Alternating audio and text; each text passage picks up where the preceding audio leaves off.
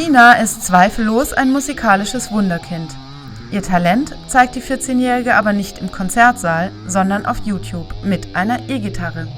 Die junge Französin spielt das berühmte Gitarrensolo Eruption von Van Halen so virtuos, dass selbst langjährige Musiker ins Staunen kommen. Noch nie habe ich gesehen, dass irgendjemand Eruption so schnell und fehlerlos gecovert hat, kommentiert ein User. Über 6 Millionen haben sich den Hit schon angeschaut.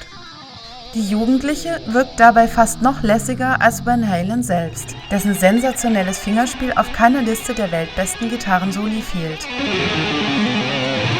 Aber Tina spielt auf der E-Gitarre nicht nur Rock, sondern auch klassische Musik. Zum Beispiel die 4 Jahreszeiten von Vivaldi.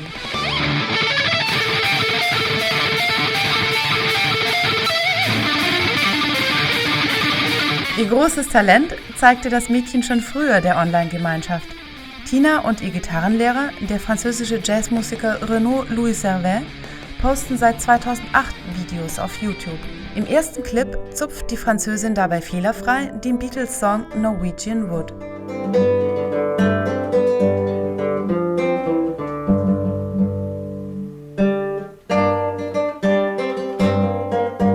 Was Tina aus ihrer Begabung machen will, ist bisher nicht bekannt. Dass sie eine große Musikerin werden kann, bestreitet angesichts dieser Aufnahmen jedoch keiner.